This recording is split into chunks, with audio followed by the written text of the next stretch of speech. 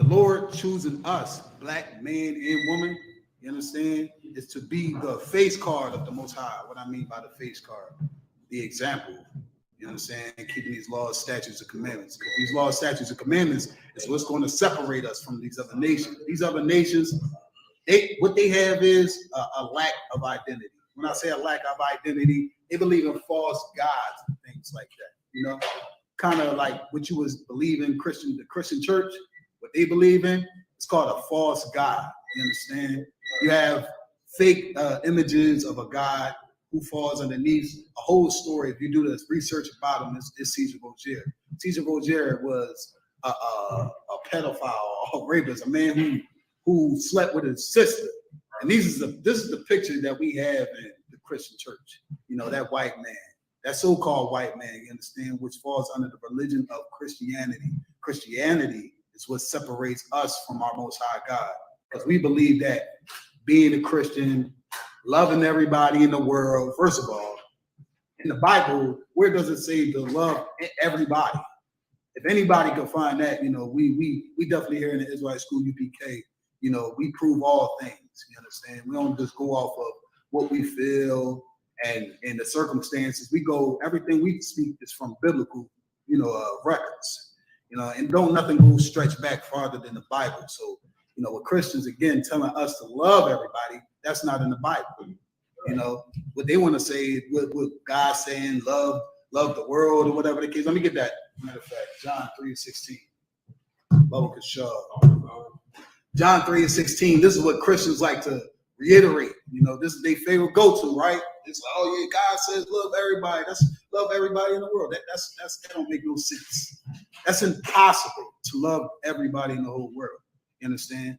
You have a family. Do you love everybody that's in your neighborhood?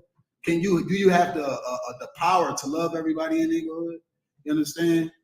And in fact, we got the word love misconstrued on what the Christian church teaches us. Because the Christian church tell you, hey, you love your brother and love your sister. When how is your brother a Chinese man sitting next to you, and that's your brother because you fall underneath a religion that is false. You understand? So let me get John 3:16, because this is what the Christian church pastor, you know, your pastor like to pull this out and think that he's teaching, you know, saying, thinking he's giving you some type of instruction to fix your life or try to not love your people more than anybody else. Or you got to read in the Bible. John 3:16. For God so loved the world that he gave his only begotten son. For God so loved the world, right? Again, let's take it up for context. Let me get John 3:1, right? So that way we know this conversation of what we about to read is just, you know, for context purposes, that this is two conversations between two Israelites, which are two black people, right? You understand? So if I'm having a conversation with you, you know, am I talking to, you know, the person you met yesterday? Am I talking to the person that you're going to meet in the future? Hell no, I'm talking to you. You know what I'm saying? It's a conversation amongst men. You understand? 1 John 3:1. Go ahead, read the Bible. 1 John 3:1. There was a man of the Pharisees named Nicodemus. Nicodemus was a Jew. You understand? Nicodemus was a black man. You understand? Just like you. You understand? Falling under the 12 lost tribes of Israel. You know, and this man right here was having a conversation. We're going to figure out who the conversation is with. Go ahead, read. A ruler of the Jews. A ruler of the what? Jews. Ruler of the Jews. Now, today, again, the lies that's taught to us is, you know, through the synagogue, which is the house of Satan, right? Those fake Jewish people, you know, those people who wear those tassels and, you know, they wear them dirty sideburns. I think they bald head up here. You know, we call them little hats. You know what I'm saying? Those fake Jewish people, you understand, they are not the real Jews according to the Bible. You understand? The Bible said that the Jews are all black unto the ground, right? You understand? Let me get Jeremiah. Hold that. Let me get the book of Jeremiah. Jeremiah 14:2. You understand? The Jews are black men. You understand? Black, Latino, and Native American men, man. This is the most favorite people from the Most High. The Lord chose these people to be the rulers of this world. You understand? For that man of that nation to govern the earth. You got it, Claudia? Come. Boy, let's get it. Book of Jeremiah, chapter 14, verse 2. Go ahead. Judah mourning. Judah mourning. You understand? Judah mourning. Who's mourning today? You understand? Who's mourning today? Who's the man that's getting strangled in the streets? You understand? Who's the man that's getting recorded, being murdered by cops today? You understand? That whole protest behind that brother George Floyd was because of what? Blacks and Latinos mourning. Because of what? We tired of what we going through. You understand? Today we live in a world where people pull out their phone before they actually do something. You understand? It's normal. We're sensitized to what's happening to Blacks, Latinos, and Native Americans. We kind of think of it being normal. Where do we mourn at? In the ghettos. You understand? Philadelphia, Trenton, from New York, from Detroit, Boston, wherever you want to claim it, man. There's Blacks and Latinos and Native Americans mourning, man. Read it again from the top. Judah mourning, and the gates thereof language. And the gates thereof language, man. What is the gate made for? What is the gate supposed to do? You know what I'm saying? You buy a house, you want to put a gate around it. What's your purpose for putting the gate around it? Go ahead. To keep things protect you from getting. Yeah, give that brother a hand. That gate is made for protection. You understand? We are going to protect, again, what's around us. That's what the gate is used for. But it says these gates are language. You understand? Those gates are language. What's language? Anybody understand what the word language is? Weak. That's what it is, for it to be weak. Who are the people that surround us today? Who's the people that supposed to be our protectors today? The Christian church, right? You understand? The Christian church say, hey, listen, you going through a struggle, you want drugs? Come in here. And in the same place, they taking the same money from them drug dealers who's selling it to those people that go into that church and looking for help, man. You understand? There's a lot of confusion going on within this world because we fall under religion. And what religion is doing is taking us away from our origin. You understand? This is what was happening. We reading that the Jews is black right now. You understand? Everybody that's supposed to protect us, they were weak. Martin Luther King said, listen, man, we're going to sit here and get punched in the face to try to prove something. That don't sound like a strong leader to me at all.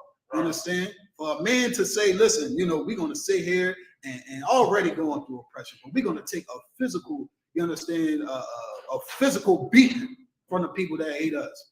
That is a gate, that is language, man. That's a gate you can't depend on. You understand? If you growing crops in your household and you surrounded by wolves, what you going to build your gate out of? Straw? You won't build it out of metal. I would hope you would want to build it out of metal. That's where the strength comes in, man. You understand? It said that those gates were language, man. We talking about our leaders, our Christian leaders, you understand? Our religious leaders, our politicians. All those people fall weak under to the Most High God. You understand? Read on, Kalakazar. They are black into the ground. They are what? They are black into the ground. Say the Jews are black unto the ground. What do it mean by unto the ground? You dig up in the earth, you see all different shades of brown, man. Right. That's what black people. That's how the tone of black people are. We come from the darkest to the almost the lightest. What they say, the caramel or whatever the case is, right? They say Ephraim was like an overturned cake. You understand? His color. You understand? Light skin. You understand? Blacks, Latinos, and Native Americans fall underneath this scripture right here, Jeremiah 14:2.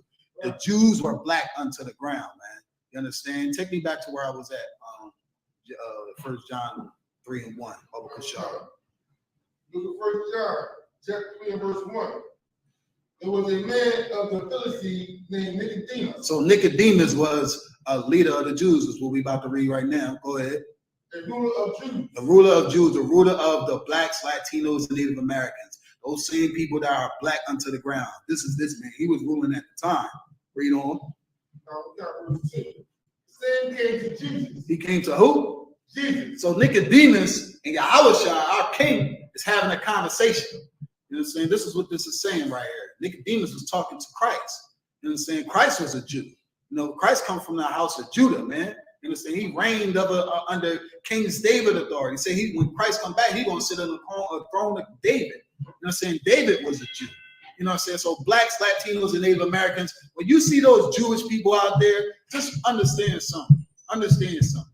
They know that they are not that people. You understand? Those people have stolen our identity. You understand? What it is as far as how they got it wired up, it don't even mean nothing. You understand? For them to walk around with the tassels and people think that they're so holy, and the only thing that Jews run is diamond districts, the music industry. You understand? They're the rulers of the world. The so-called oppressor is the ruler of the world.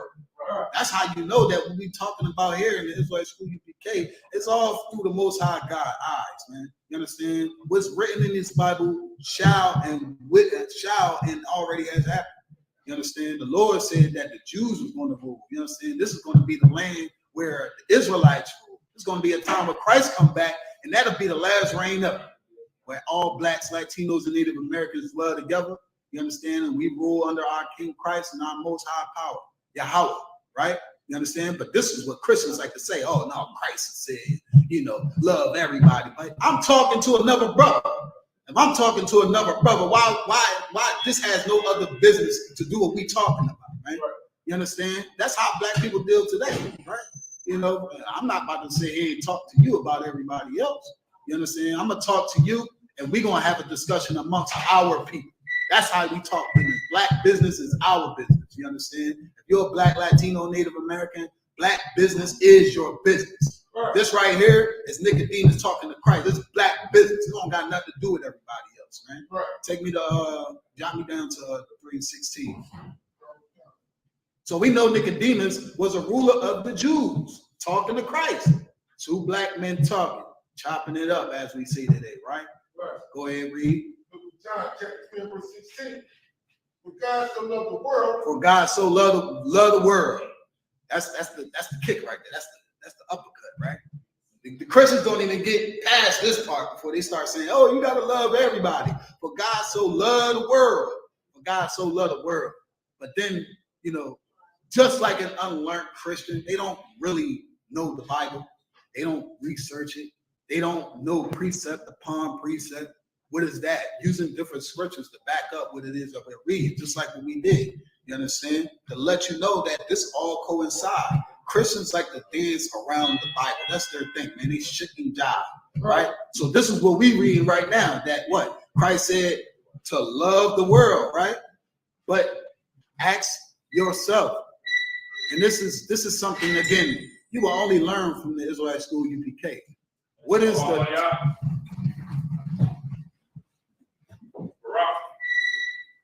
how about Hashem Yahushua Barakatah?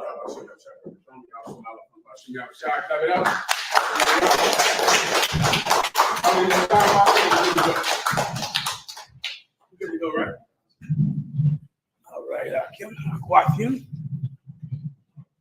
Take your questions up front. I'll take your questions online, all right? And then we'll get into my topic here today, okay? Anything first?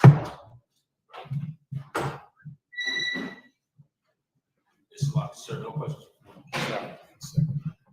Any questions in the room?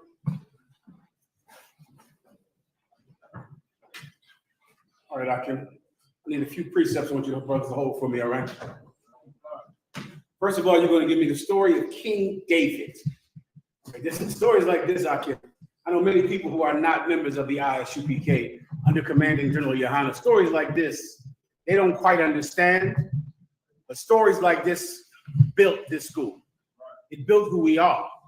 It's everything we are made of. You're going to get that story. I'll give you a few more precepts. You're going to get 2 Chronicles. You're going to get 2 Chronicles. Stand by.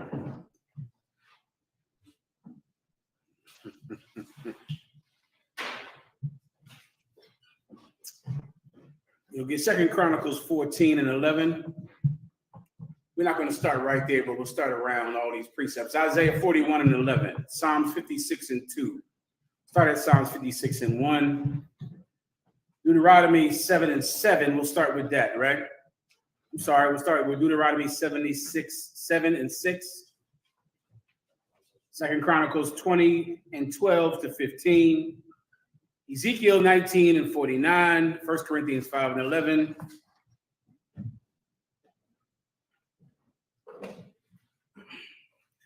Drop 1 Corinthians and let's end it with Ezekiel 16 and 14. All right. So you're going to add David's story to that, right? First of all, Akim, I have to congratulate some men that I am very proud of. Stand up, brother. Give them a hand. The Kentucky 4. I mean, Salaki, the Kansas City 4. And so, KC4. Let me tell you something. There's some hardcore men down in Kansas City. And what every one of you should understand is that your day will be required for you to be hardcore. What you saw those brothers do down there in Kansas City, that is their duty. It is the minimum requirement to be in this school. In this school, that's the minimum requirement. I'll give you brothers and sisters the story if you don't know it. Kansas City 4, these 4 brothers went out to speak on the street in Kansas City this week. They went out to speak as they do every weekend. 4 brothers went out to speak this week. When they got out there, 20 to 30 purple pigs from the IUIC. And for those of you brothers and sisters that don't know who the IUIC is, the IUIC, to the Israelite School of UPK, they are just another Christian group. And we battled all of them. We battled every Christian group you can think of. The Baptists, the Southern Baptists, the Muslims, the Nation of Islam, the Episcopal Church, the African Methodists, all of them we battled. Every last one of them. And the IUIC is just another Christian group to us. Now, you might think they're different because they call themselves Israelites and because they wear purple. But they're just as filthy and devious and depraved as any other Christian group. And I'm going to bring that out here tonight. So there's about 30 of them out there on the street. Now, the IUIC is run by this crooked cop named Nathaniel 7. That used to be his name, years ago. I don't know what he calls himself now. I think Bishop Nathaniel. He used to be called Nathaniel 7 when he first started out. And he's a crooked cop from Brooklyn, New York. What do I mean when I say he's a crooked cop? He at one time was in the Israelite School of UPK, and he was sent into the Israelite School of UPK as an undercover detective to spy on us. Now, go research that. Go look up what I'm telling you right now. After it was over, he left the Israelite School of UPK, broke off, and the school was in shatters in New York because of men like him and his influence. And so the school in New York shattered. He left. Then he went back out on the street in his uniform, which is when the brothers in the UPK found out that he was a cop, because they would see him in his uniform. And this is the main way that they found out, because he later on got sued for police brutality and falsely arresting 3 black men in Brooklyn. The brother can get these videos if you want, or I'll just tell you all about them and you can look them up at your leisure. This is a news story. You can just Google it in your phone, all right? He got sued for police brutality and for falsely arresting 3 black men, and these 3 black men won a lawsuit against him. So then after that, he retired. Well, because of his organization and because of his influence over cops, many cops joined the IUIC. It's stinking full with pigs, that filthy group. And because of that, they behave just like every crooked cop that has ever dragged you out your car or ever tried to emasculate you in front of your wife. They behave the exact same way. This week they were out there. This brother had a chair. Now, the whole time they're harassing us at camp. Why are they harassing us? It's like I forgot to have a drink.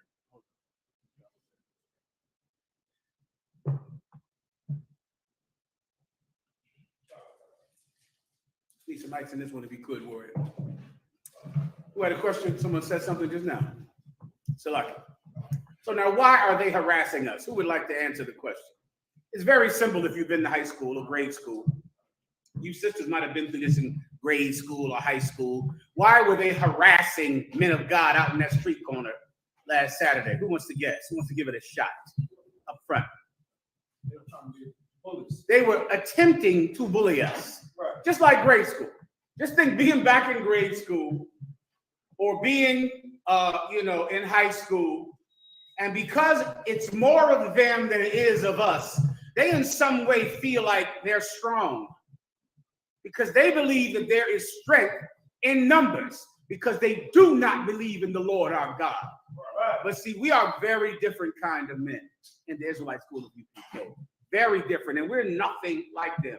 And like this, I pray this makes all of you vaginas who are in fake Israelite groups understand the difference between us and you. We don't allow anyone to intimidate us.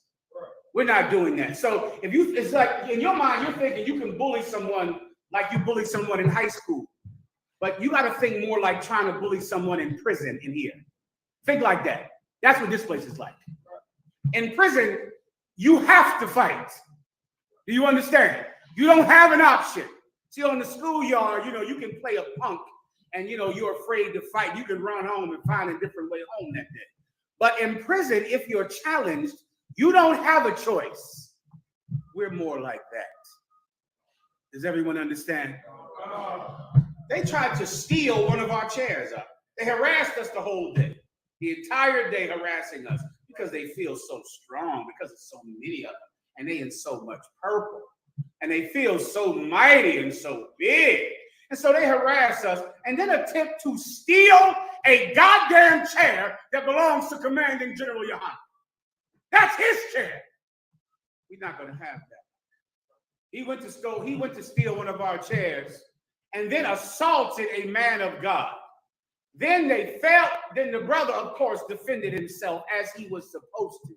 Give him a hand. Then all 30 of them jumped on the brothers and did a citizen's arrest, arrested the brothers because they're actually cops in purple shirts. And then called some cops up, brother, and had the brothers arrested. The cops, of course, later let us go. Then later today, the brothers called me and found out that 3 of the 4 cops that were there that arrested them were off duty. They were not on duty, but somehow they were in uniforms, waiting outside the camp, and they were not on duty at all, but they were there. I'm sure you can talk to the Kansas City 4, and they'll tell you what happened to them. They went down and found out the entire thing. So these are purple effing pigs, disgusting and vile men. And they, for some strange reason, thought that we could be intimidated of. We don't do that in here. Right. And Commanding General Yohana, when I went back and told him the story, you know what he said? He regrets one thing about that day, that we should have went out with less men. Right. Do you understand? We should have went with less. Right. Tell me what Christ said about how many men he sent out. It's in the book of Matthew. I pray you know what I want, right? That's the only regret that Commanding General Yohana has. And let this be an education to all of you in the Israelite school of UPK. You are required to do the same. You must do the same, or you can't be in here. You're going to have to bow down to the Muslims, bow down to the Nation of Islam. Oh, you fake Israelites. If the IUIC goes out and challenges a fake Israelite group, they will drop to their knees and perform oral sex on every last one of them. Fake Israelites are the biggest cowards in the world. They're scared. You fake Israelites are scared of the IUIC. You're terrified of them. Not one Western. Right. Father, we fear. And you are not allowed to show any fear or to comply or relent in any way when you are standing for the gospel. We're out there for our king. You understand me? We're out there for our king. And we are men set to defend the gospel. And that's what the Kansas City 4 did. Give them a hand. And give me their names as well. Give me their names as well, whenever you have them. This group does this all the time, the IUIC. They do this all the time. They go to churches and Christians. They went to Geno Jennings right here in Philadelphia. Y'all know Geno Jennings? They went down to Geno Jennings church, marched thousands and millions of men all around their church. It is the funniest thing in the world to see this video. And every time I see it, I'm bewildered by it because I don't understand people that think like that. And I'll tell you. So they marched millions of men down there and circled Geno Jennings' church, right? And then the one homosexual, the lead homosexual, Nathaniel 7.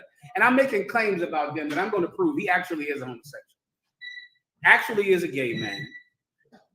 Many of them in there are gay, and they participate in having sex with transsexuals. I'm going to prove all of that tonight. Just give me a minute. Just give me a minute.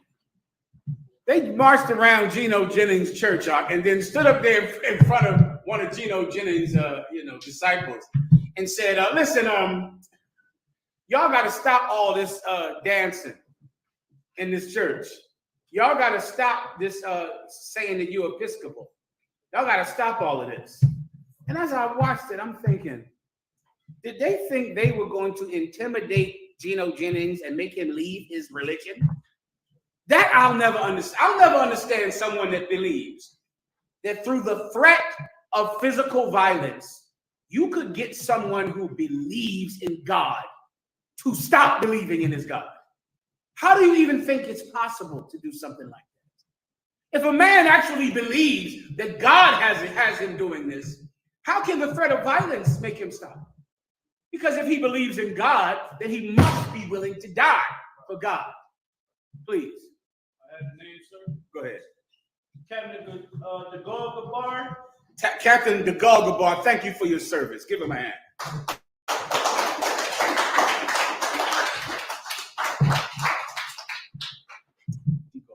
All right. Camp leader of Kansas City, officer of 5,000 Malak Banya Hawada. Officer of the camp leader of Kansas City, Malak what? Malak Banya Hawada. I believe it's just Malak. That might be his Facebook handle.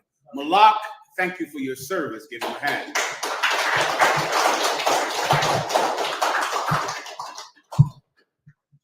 Officer of 500, Allah Yasha. Allah Yashar, give him a hand. Thank you for your service. Go ahead. This one gonna hit home. Young man Jay.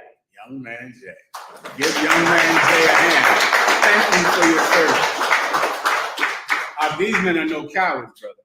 And for tonight, because this is the scripture breakdown class, I'm going to attempt to teach you how to be like us. For those of you that are nothing like us, and so many of you are, you just will never make it in this room. This is not a place for you. You can't be here. You should join a group that's nice and big so you can feel safe. So you can feel like you won't get beat up. That's the type of person you are. We are completely different. And I'm going to attempt to teach you to be like us. Does everyone understand? Okay, start giving the precepts. If you have any questions, you can always ask, all right? Does anyone have them? Start with Deuteronomy 7 and 6. Book of Deuteronomy, chapter 7, verse 6. For thou art a holy people to the Lord thy God. Now, this is the blessing that the Most High God gave Israel, brother. That he gave to Moses to give to each and every one of us. He said, we're a holy people unto the Lord thy God. Keep going. The Lord thy God hath chosen thee. The Most High God has done what? Chosen thee. The Lord chose us, man. We're chosen by the Most High God. It's a responsibility. You look on this planet Earth right now, and all of the people on this earth are. The people who are the greatest people on the planet are the people who are the poorest and the saddest and the sickest and the most homeless. Give a special thanks to Captain Yatazak out there in Texas. Give him a hand, brother. He's another man who is no coward. He went out to terrible places out to feed the chosen people of God. Right. The Mexicans, the Haitians, the South and Central Americans. He went out there this week to El Paso, Texas, and his heart was broken by the people and the way they lived out there. And as he's trying to help them, so many of them are saying, I can't take any more food from you, because if I take any more food, they'll steal it from me. So even though I need more Pampers, I need more food, this is all that I can protect. And women would cry and say, I need more of it, but I can't, because they're watching me right now take this food from me. They're watching me take these Pampers. And once you're gone, they're going to steal it from me, so I can't take any more. And Captain Yatazak, his heart was broken for his brothers, for his sisters, for his nation. That people is the greatest people on the planet. Those people, not the people who are the richest, not the people who are the strongest, not the people who are the most educated, but the poor and the downtrodden people, the same people that the filthy cops of this world abuse and denigrate and murder. Those people are the chosen people of God. Continue. The Lord thy God hath chosen thee to be a special people unto himself, above all people. What? Above all people. Equal to. Above all people. With equality. Above all people. Above all people. That's our burden. That's our blessing. That's who we are, brother. The greatest people on the nation of earth. The 12 tribes of Israel. From the tribe of Judah down to Isupk. Blacks and Hispanics. Blacks and Latinos. Greatest people. A people special unto himself. A people who God loves close to him. Keeps close to him. Continue. Above all people that are upon the face of the earth. The Lord did not set his love upon you, nor choose you. Stop. The Most High did not set his love upon you or choose you. Because once again, this can be something that you might want to understand. There are so many people on the planet Earth, right? You have the Chinese, the Japanese, the so-called white man, Arabs, East Indians. There are so many people on the planet Earth. And you yourself, you might have wondered sometime, why did he choose us? Listen very carefully. The Most High God did not choose us because, keep going. We were more in number than any people. The Lord said he didn't choose us because we were more in number than any people. Right. That's not why he chose us. This is that other thing, Akim. This is about courage. This is about character. Right. That's what this is about.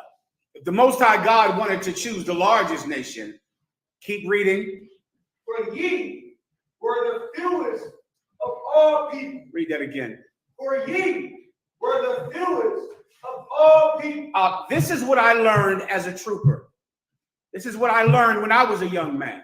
The Most High God looked out on his creation and saw all the nations and looked at the people who were the fewest, the smallest, and he set his love on them.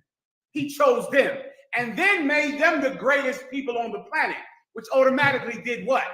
Made them enemies to the greater nations.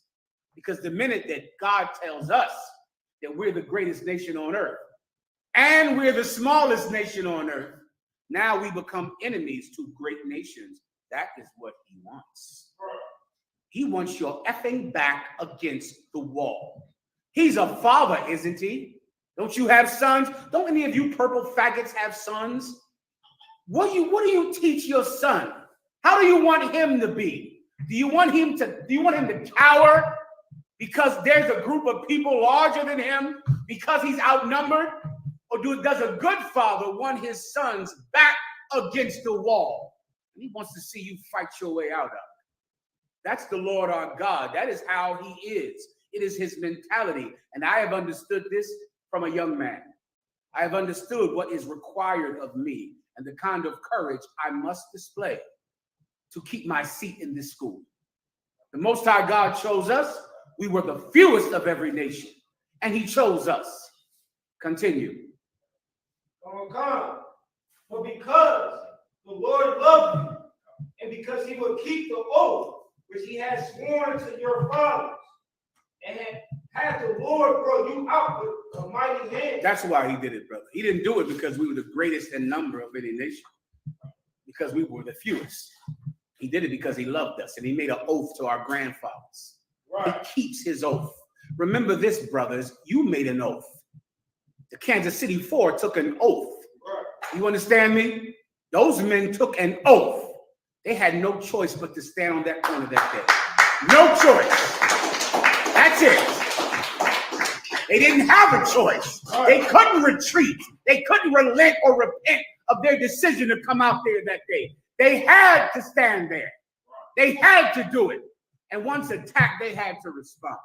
They don't have a choice. This is what you should understand if you want to have even a short career in this school. You don't have a choice either. If you want a choice, go join some pussy Israelite group. Or go be a cop so you can feel strong when you bring up 8 patrol cars because one man crossed the street on a red light. That's what a cop does. Cops do that every day when you get pulled over. You're looking around wondering, why are there 20 cops out here? Because they pulled me over. Who can guess why? Now that I'm trying to explain pussies to you, why is there 20 cops that pull you over at night because you had a back tail light out? Why are 20 cops showing up to the scene? Warrior?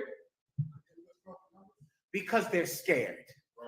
And the only way that they can feel safe is to have overwhelming numbers to you sitting in your car because your tail light is out. That's the only way. Shalom, hold on, talk to Captain Ariel. You can tell, he hung up. He hung up. Everybody understands? Give me the rest of my precepts. I need to go over the story of David. Go ahead. Give me the next one I asked for. You can pick the one you want.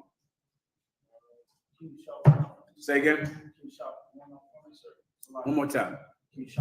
Oh, I'm sorry. I'm sorry. No, it's all right. Okay, you can give me Isaiah 41.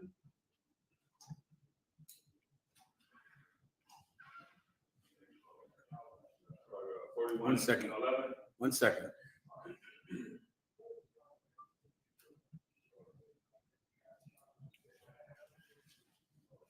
Read Isaiah 41 and 10 to 12. The book of Isaiah, chapter 41, verse 10. Let me tell you, stories like this, like I remember being a trooper and just these being, pushed into my spirit and molding who I am today. And I'm going to try to give you some of these precepts that I was given as a young man. All right?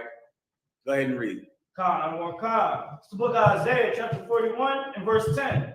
Fear thou not, for I am with thee. This is one time when the prophet of God, a king over Israel, had to come up against these nations who are so great in number. And if you read the Bible at all, the purple faggots don't read the Bible.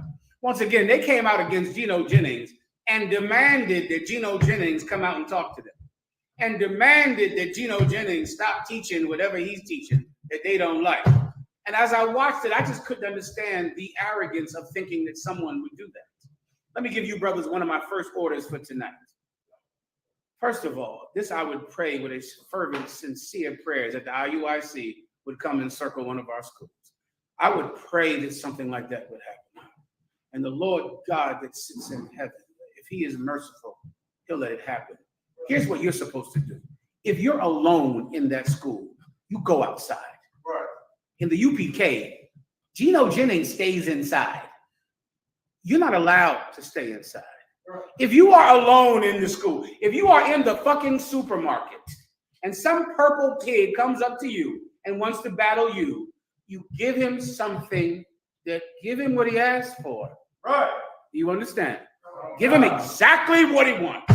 If you're out with your wife at a goddamn gender reveal with the blue dye all over you, and some purple faggot wants to battle you, give him exactly what he came there for.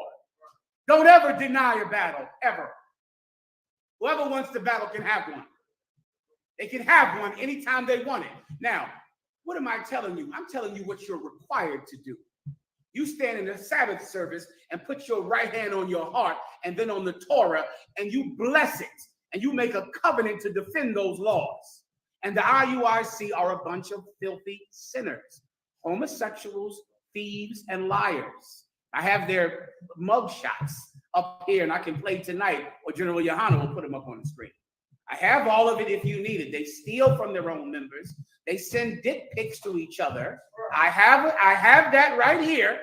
I have it right here. I could play it tonight, but I might not have time. You can go find it out on your own. And they go and attempt to kill transsexuals that they're dating. And they murdered a poor little sister who had sex with one of their African dogs in Africa. She got murdered. They thought they could force Geno Jennings to give up his religion. Listen, maybe Geno Jennings doesn't come outside. We come outside. We have to come outside. Does everyone understand me? If I ever hear about one of you saying, well, I thought it was, what's the word cowards use? I had to use wisdom. That's a coward. What'd you do? Well, see, it was like 40 of them. And I was there in the supermarket, so you know I had to use, the Bible says be harmless as a dove and gentle as a gentle. Brother, you better go outside. You're going to be gentle out of these doors. We can't let a coward sitting here with us. This isn't like high school. This is like prison. Am I making it? You understand? You brothers seem like good, nice brother. You might have never been to jail. But it's more like that. It's not like high school where the bullies run the school, you know, because they're bigger. And there's so many of them. It's like prison where if you don't fight, you die. So you don't have a choice to fight. You have to defend yourself. You can never let anyone punk you, ever. Why? Because you stand for the King of Israel. Right. You represent him. And if you are a coward, then Christ is a coward. If you are divided, then Christ is divided. We stand together. We stand with each other. And you are to defend this gospel and let everyone know that flesh is not your strength, but God is your strength. Everyone understands? I pray. I pray. We shall see them. We'll find out what you have. We'll see your quality one day. Kansas City 4, they have proved their quality. You'll have your chance to prove yours. Either that or go join the Muslims. There's a lot of them. Go get a fucking bow tie and you can be with Farrakhan and you'll be safe there. You'll be safe with them. Keep reading. The book of Isaiah, chapter 41, verse 10. Fear thou not, for I am with thee. That's what the Most High God said. This king was scared, man, because there was armies of men against him. Armies of them. What, are you afraid of a bunch of fake cops in purple shirts? You're scared? You're scared of them. Them. This king had to stand against the unified armies of 4 nations came out to get him. We know you could never handle that because you're a coward. But in the UPK, we don't allow cowards to be in here. This king was scared, so what did he do? He turned to the Most High God. He went to the Lord about it. Keep going. Be not dismayed, for I am thy God. Here's the Most High God. He went to the God and said, listen, I'm scared. There's so many of them. They're a nation. What do? The Most High's response was what? Be not dismayed. Don't be dismayed. This being dismayed is like being worried. Don't be worried. You'll be fine. It's okay. I know you only feel safe if it's a whole lot of you, like your gangs, right? Or your fraternities, right? What fraternities do you pick? The ones with the most people, right? That's the one that you like. Your black fraternities, your groups, the ones with the most people, that's the one you pick. I totally understand that because you're a woman, you're what's between a woman's legs, and you're a coward. But there are other men out that believe in something. We believe in the Most High God. We believe in Christ, our King, who died for us. Right. We believe it's our basic service to him to do the same. I pray you understand. Continue. Come, I will strengthen thee. I will what? Strengthen the Most High God told this king, I will strengthen you up. I'll make you strong. I'll give you strength. Just, give a hand to Captain Yashamar. Give him a hand. I heard. See me one more time, warrior. The sisters were telling me Captain Yashamar was in chat house this today. What's the name of that? Clubhouse today, giving fake Israelites hell. So Captain Yashamar was trying to teach them to be men up. And it's hard because they're scared. If the IUIC, I've seen it. I've seen the IUIC come out into these fake Israelites, brother, when they're on the street doing their speaking. And they all but drop their drawers, I can bend over. They all but present where the sun doesn't shine, their backsides to the IUIC. They all but lay down on the ground and perform fellatio on every purple shirt. They're so terrified. Was one of them where the cat said, well, where's Nathaniel? The purple faggot said, you mean Bishop Nathaniel? The cat said, I mean Bishop Nathaniel. I said, do you think you can deal with us? And you're scared of these purple cowards, gay men, sexual deviants. You can never be in here. This man went to the Lord. The Lord said, don't be dismayed. Don't worry. You'll be fine. Keep going. Come, come. I will help thee. I will what? Help thee. I'll help you. Keep going. Yea, I will uphold thee with the right hand of my righteousness. I will uphold you with the right hand of my righteousness. That is what makes you stronger. That. Being in the right. We're in the right, brother.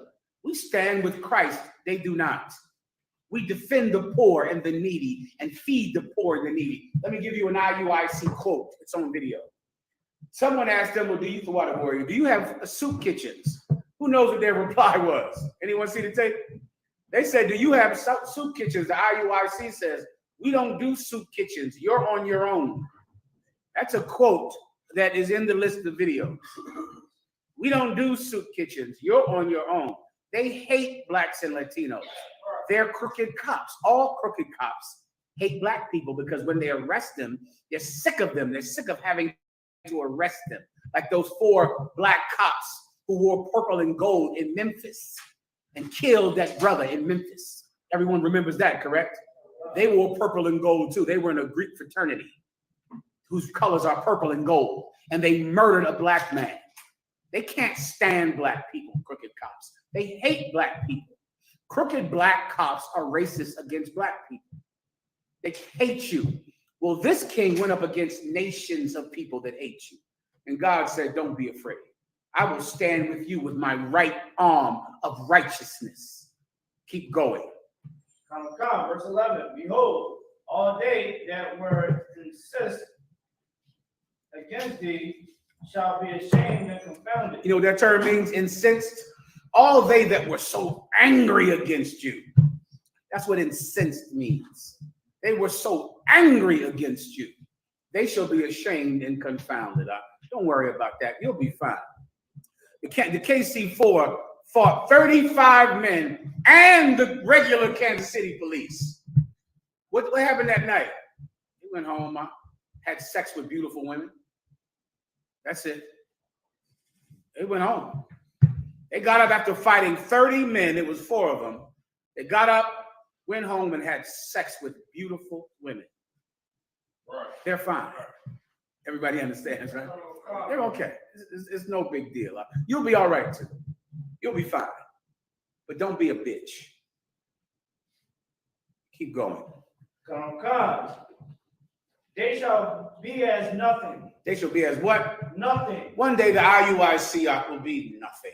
You know how many of these faggots I've seen come and go? I'm almost bored with it. So many times I think I'm bored with Israelite groups and this and that. It bores me. I want to get in there with the Congress and the Senate and, something big. But these pigs are just vile, disgusting things. Pick a video about them being nasty. Give me the video where they're pretending to piss. Do you have that one with the Christmas tree? It's on the list. All right. Just give me a ridiculous video with the IUIC. All right. You'll be fine. Everybody understand? You got to battle them. It's not like battling the nation of Moab. You understand? It's not like battling the Hagarenes and the Girgashites and the Hittites. You'll be fine. Be a man, however, and honor your oath. Keep going. And they that strive with thee shall perish. And they that strive with thee shall perish. They'll all perish out. They'll all be gone in a minute. I remember it was another group in New York, the Israelite Church of God in Jesus Christ. Oh, they did the same thing. They went around to every fake Israelite group, went around to the churches and demanded that they stop using physical intimidation. They did that until their leader died at 43 years old. He's dead. And now I don't know where they are anymore. They'll be gone. The same thing will happen to the IUIC. They'll be just gone in a second. Remember Farrakhan and Million Man March? Who remembers that? Oh, my Lord. Farrakhan, he had 1 million bow ties. 1 million marches. IUIC tries to march around hundreds and thousands. They think that's something. They think that makes them safe. They think that protects them against us. It doesn't. It does not. 1,000 men does not protect you from the wrath of God when you come near any member of the Isupk. 1,000 men can't keep us off of you. That won't help you. What you should do is never put us in a situation where we have to defend ourselves. You should not do that. 1 million men, Farrakhan had it back in the 90s. And then he became a Scientologist. And then he became a Mason. And now who in the hell knows where they are? The same thing will happen to the IUIC. Keep going, whoever was reading. Verse 12, thou shalt seek them and shalt not find them. You shall what? Seek them and shalt not find them. Yeah, one day you'll seek them and you won't find them anymore. They'll just be gone. This big bad people who were so great and made fake Israelites so afraid, and then they'll be gone. And you'll look for them and they won't be there. If you let someone else read for the brothers so he can handle what he's doing. Oh God, even them that contended with thee. Even what? Even them that contended with thee. Who will you look for and they won't be there anymore? The people who tried to fight you. Those people will be gone. They won't be here anymore. All you have to do is not turn cur every time you see them. Is not give up your dignity and your integrity. You must honor your oath. And you took an oath to stand if it meant losing your life with our King Jesus Christ. That's your oath, and you must do it. This is not something your wife has to do. This is not something your child has to do. This is something that you have to do. This is a thing of honor among men. And honorable men understand what I'm saying.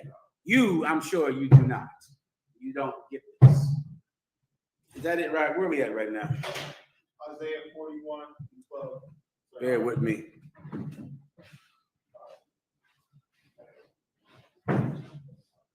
Read 13.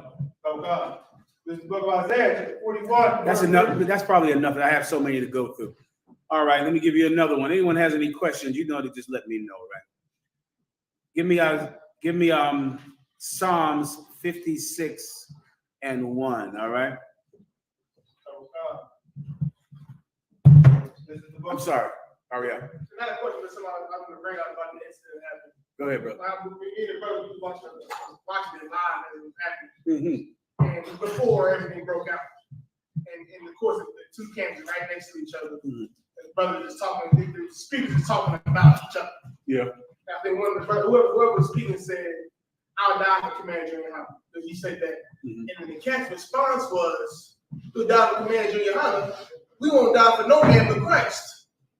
And he said, and it's weird to me because he's saying that he only willing to die for Christ. As he's around 20 other people. That's convenient. At the camp. It's real convenient to say you only die for Christ, seeing he already died and is not here anymore. Let me give you a precept since Ariel made the statement. Give him a hand through what?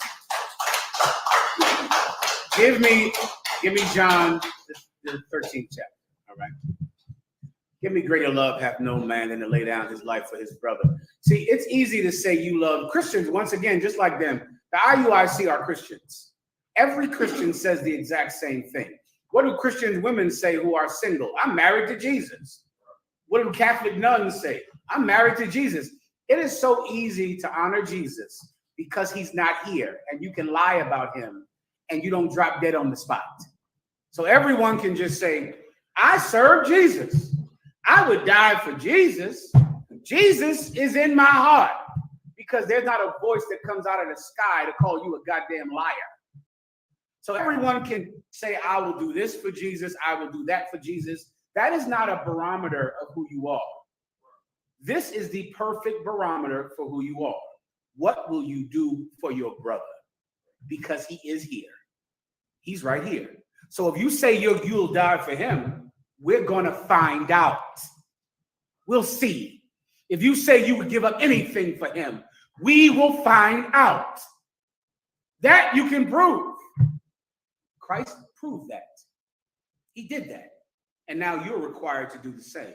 Right. The only thing I'm trying to tell you, brothers, is if you're looking for, safety and feeling safe, how do the members of Creflo Dollar's church feel, on a Sunday morning? Raise your hand if you've been to Creflo Dollar's church. Anybody in here back when you were in the world?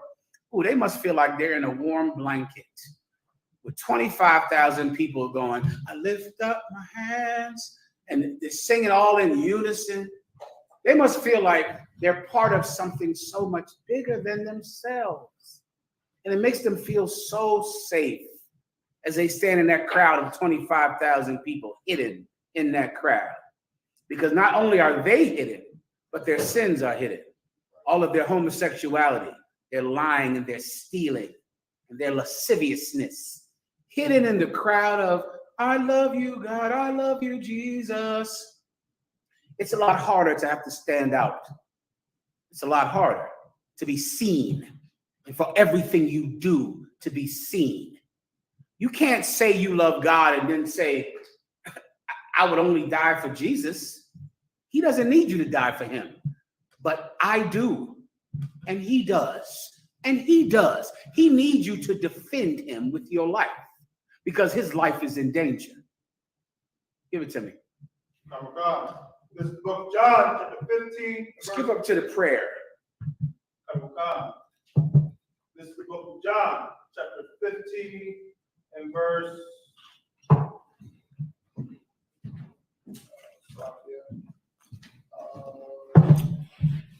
You can just skip up 2 verses, Doc. That's all you got to do for me. Oh God. Go ahead. This is the book of John, chapter 15 and verse 11. These things have I spoken unto you, that my joy might remain in you, and that your joy might be full. Verse 12. This is my commandment, that ye love. I'm sorry, read it one more time. This book of John 15, verse 12. Mm-hmm. This is my commandment. This is my what? Commandment. This is my suggestion. Commandment. This is something that you could do if you want to do. Commandment. This is my commandment, and this is in the New Testament. Keep going. That you love one another. That you love who? One another. That you love Jesus. One another. That you love God. One another. That you love one another. It's a commandment from Christ. Keep going. As I have loved you. As I have loved you. Jesus doesn't care about how much you say you love him. He wants to see if you love him by how much you love each other. Because that's real. That's not just talk. That's something that you will be required of. Keep going. Verse 13. Greater love hath no man than this. Greater love hath no man than this. Keep going. That a man lay down his life for his friend. Lay down his life for who? His friend. For Jesus. His friend. For God. His friend. That's in the Bible, Christians. The Israelite school of UPK is built on this. This is where we come from. Rockefeller, hallelujah, shout. Let me give you another order, and listen very carefully to this. If one of your brothers is ever being choked by a police officer, if a police officer ever has his knee on your brother's neck, you are ordered to get that police officer off of your brother. You do not have a choice. You don't have a decision to make. You can't do the wise thing. You can do the thing that makes good common sense. You have to get him off of your brother. Let me give you a suggestion. Go and push your brother out the way and replace your brother's neck with yours. Put your neck in the place of your brother's neck. If a cop has his knee on your brother's back, push your brother out the way and put your back there and let him kneel on your back. You make yourself the one who's choked, but you make sure that your brother lives. If that is too much for you, if that makes us a cult, then you should leave. Because in here, we believe there is no greater love than giving our life for our brother. The Kansas City 4 they had no choice but to do what they did.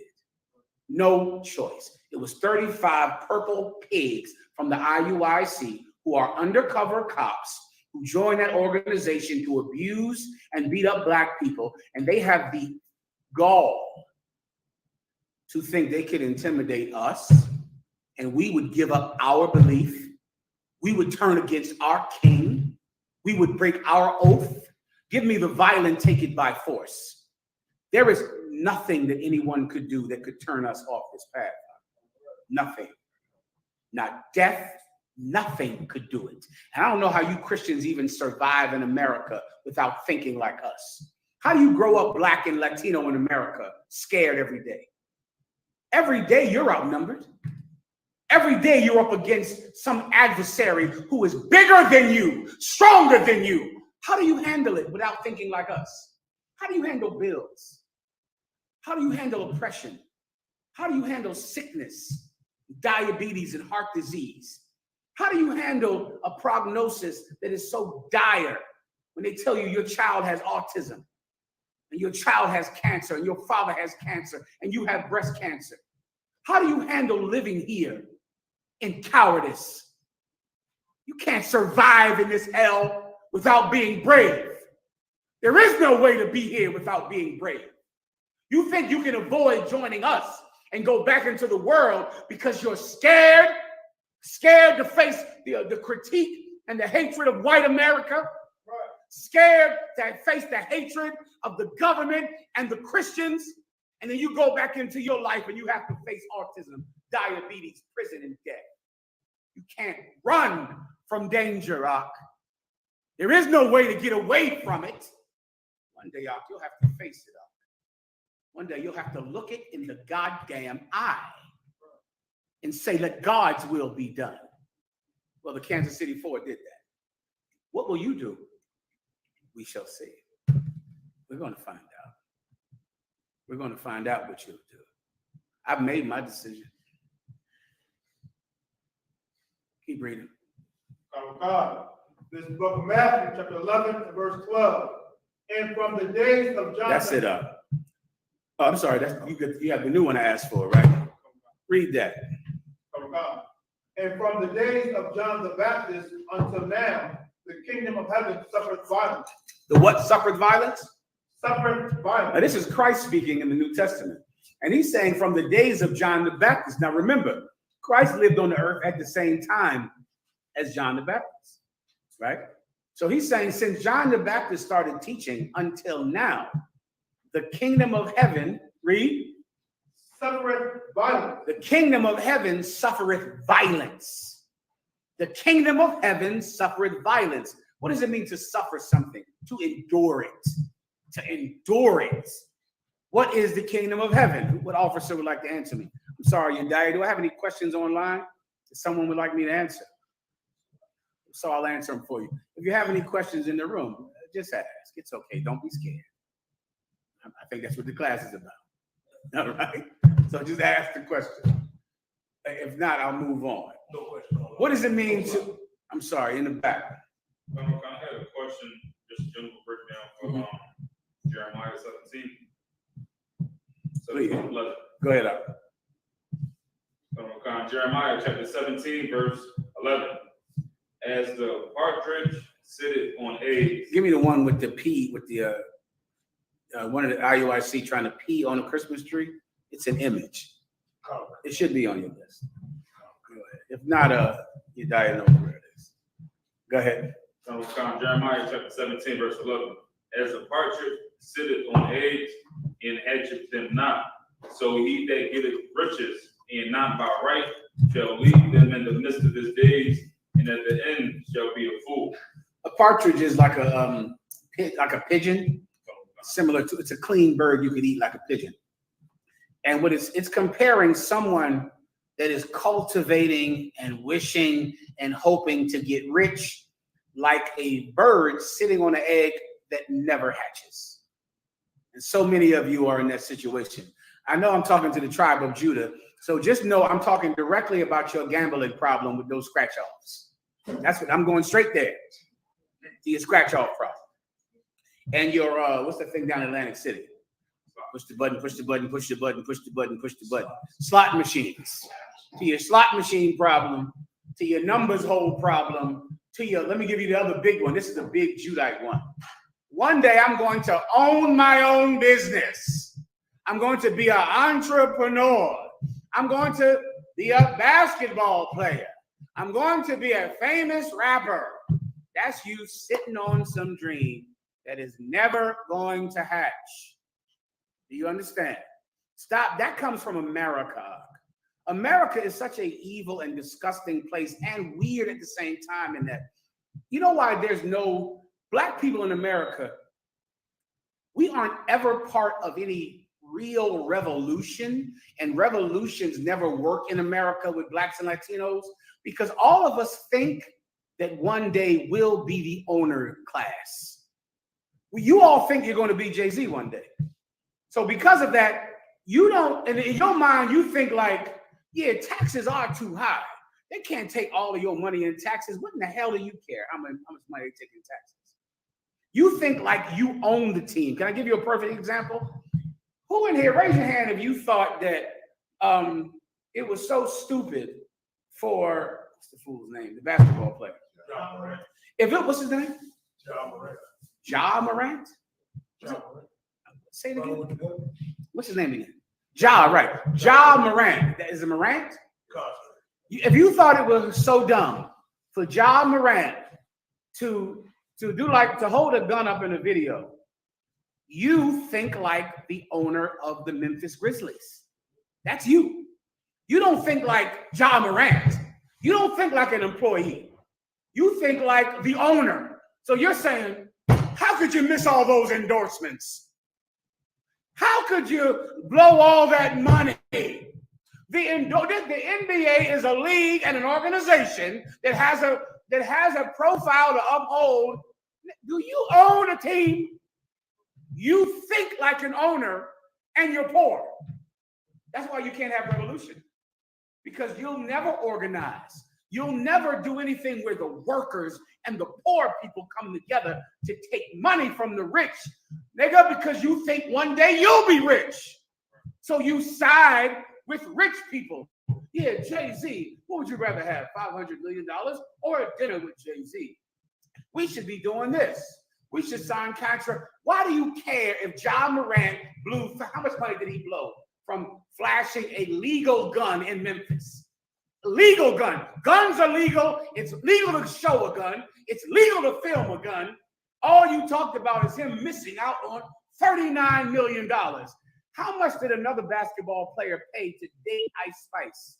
Did I F them up? I try not to F these rappers up, names up. Ice Spice? Now, do y'all got to laugh like that? Is that necessary? That's the UPK. Get y'all a hand. Y'all don't give a damn. Y'all don't care how y'all embarrass me. You think they care about the purple facts? They don't give a damn about embarrassing me. What is the woman's name, please, Nicole? Oh, Yediah. Thank you. Ice Spicy? What are you saying? Ice Spice. Is that the name? How much did a basketball player spend on a date with Ice Spice? I believe it was like $200,000. He spent $500,000 on one date with Ice Spice. If Ja Morant had that $39 million, how fast do you think it would take him to spend it? A year on cars and cocaine?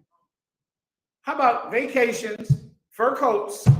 How fast do you think he could, if he went on a date with a woman, which if it's a good date, lasts what, till the morning? If it's an excellent date, it lasts till the morning. What's that, 6 hours probably? 7 hours? He spent $500,000. What the hell do you care if he missed $39,000? Why? Because you're an owner of a basketball team and you're a sponsor. You think like a rich man. When if you could just think like this, I am from the lower class. I'm poor. My father was poor. My mother was poor. My grandfather was poor. My great-grandmother was a slave. I must fight the rich. I have to be against them. I have to take from them. I have to outthink them. I have to outbid them. I have to outnegotiate them. I will never be one of them. All I can do is make life better for my class. Then you have revolution up. Then you have it. Right. I pray you understand. Come on. It's like a terrible I made, but you saying it just so heavy because it reminded me about when the purple fact is went out there to top Barclays. You know what I mean? The Barclays Center protest for Kyrie Irving. And Nancy Nate told him, you know what I mean? He got to be in this like secretly. Do you have that? Totally forgot about that till you just said that. But the IUIC, they went and circled the Barclays Center and for Kyrie Irving because he was in need of help.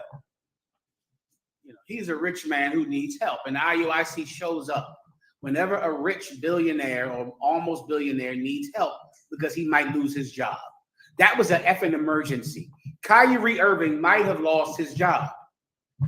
So they went and marched around the basketball arena to make sure that Kyrie Irving gets his job. What do you think they do if one of their people loses their job? Smack him in the face and tell him, do better on your job. Don't lose your job. They went and marched around a basketball arena for a rich man to keep his job? Who in the hell cares? If Kyrie Irving lost his job, would he move into the Richard Allen projects? They're gone, Salakia. What are the projects you have? Bartram Village? What are the projects down here around the corner? You got projects where you live, right? If Kyrie Irving lost his job, would he end up there? Kyrie Irving has hundreds of millions of dollars if he loses his job. The purple faggots told Kyrie Irving, be a secret Israelite. Don't ever tell anybody you're an Israelite. Keep it nice and quiet because they are scared. They're scared of white people. The UPK is not afraid of white people, and we damn sure not afraid of some coward in purple. That is not who we are. That is not who you are if you're going to be in here. Right? You're going to go out with less people than the Kansas City 4, with less. And you'll be required to do the same. Or else go join somebody else.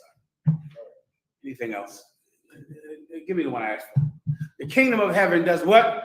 Oh God.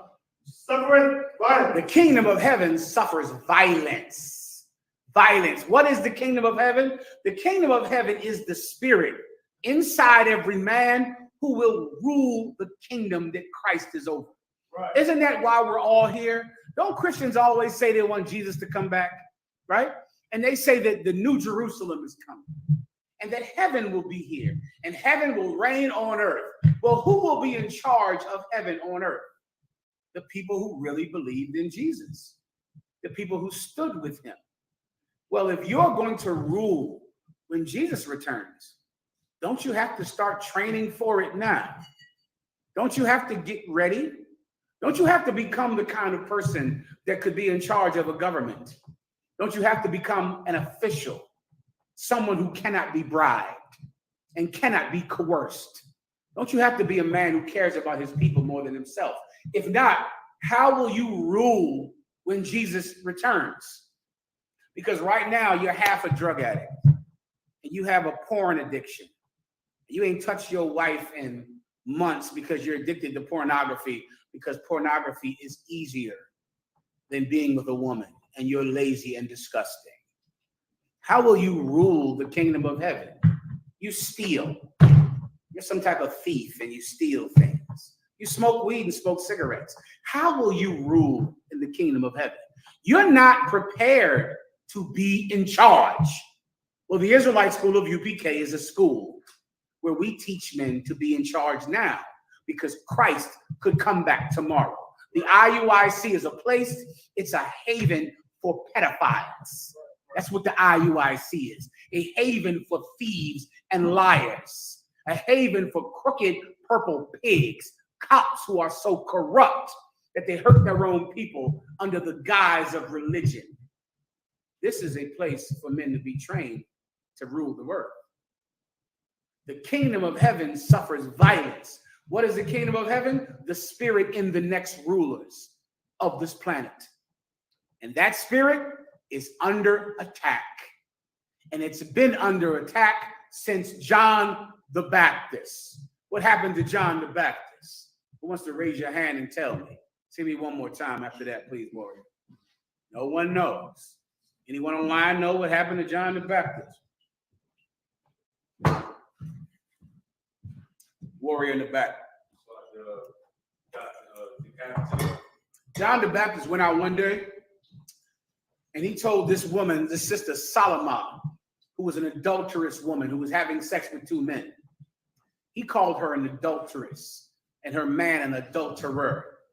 And this woman, Salama, or Shalama, she demanded that the man who she was having sex with, cheating on her husband, she demanded that man give her the head of John the Baptist on a silver platter because she was so insulted by him calling her a slut and a whore.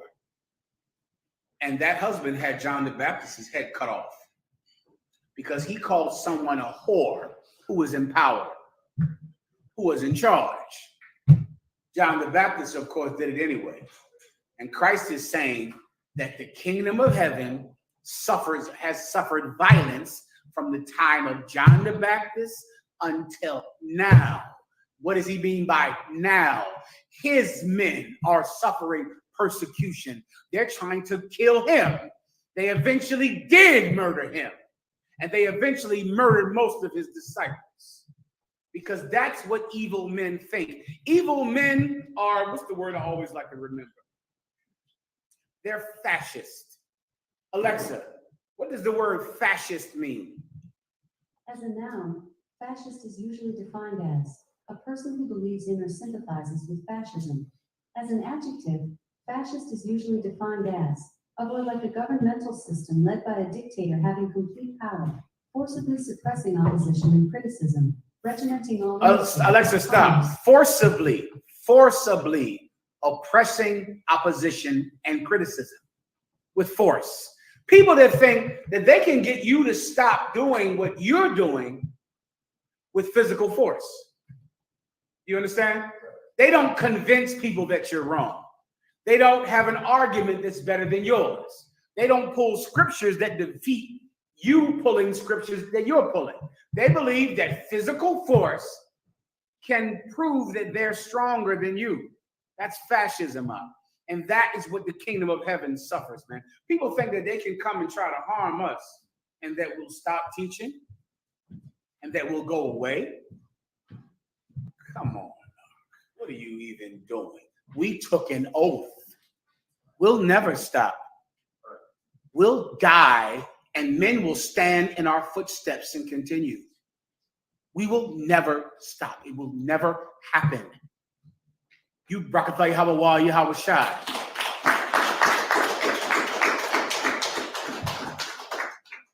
Keep going. The kingdom of heaven suffereth violence, and the violent take it by force. The IUIC are violent. Just like every gay man. You never met any violent gay men? They're violent. They're in the prisons. Are they violent? Because they're all struggling with. Give me the transsexual up here who was in IUIC and show me the paperwork when he had the purple I Love Jesus gold shirt on with the gold fringes. They're violent men. The IUIC is violent. They believe that they're fighting all types of sexual urges with transsexualism, and they're hateful and violent, and they believe that they can harm somebody. The problem is we're not Geno Jennings, and we're not some Christians that you assault. You can also hold on deck the Christian women that they were out there fighting. The Christian women hitting them with shoes because they're fascist. They believe that the threat of physical violence will stop people from believing in their God. We will never stop. Never. We don't even consider the IUIC a threat. We fought actual threats. The actual FBI. Let a brother call in who the FBI came to his house. And then you tell me if we give a fuck about the IUIC. We do not. We had the FBI sitting in our goddamn living rooms. I was on a goddamn plane one time going to North Carolina, and some white man in a baseball cap came to sit on the plane. And the stewardess said, "What's your name?" He said, "Now pretend that my slave name is John Smith." The stewardess said, "What's your name?" The white man said, "John Smith, I mean Harry Johnson." I said, he said my slave name. He said it. He said, "What's your name?" Smith, I mean Harry Johnson. And she gave him a seat right in front of me.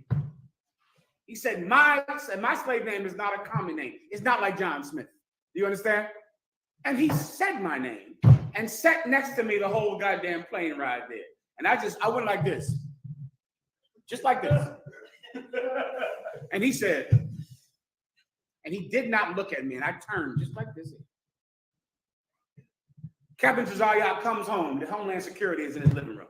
Captain LeBun comes home. The FBI is in his house. Officer, who's the officer down there in Minnesota? Maccabi comes home. The FBI is out on his porch. Do I need to go on? We're scared of some purple gay boys choir. The FBI is all over us all the time. Why? Because we dare to say that the white man is the devil and Jesus Christ is black. Yeah, I think we'll be all right with the IUIC. I think we can handle it. I think we'll be just fine with that. But just know this: we will defend ourselves. Right. Please believe that. You can't steal. You can't steal from us. What do you have? Look at this. Go ahead and read that. Colonel Khan, sir. Colonel Khan. A transgender Evansville woman shot in the face told police that her alleged attacker, who identifies with a black separatist group, shouted a homophobic slur during the assault. Do you have the group that what they wore? I got a picture of him. Oh, go ahead. No problem. Do that. Put that up. This is one of them right there. He went and had a date with a transsexual man. Went on a date, had a lovely evening.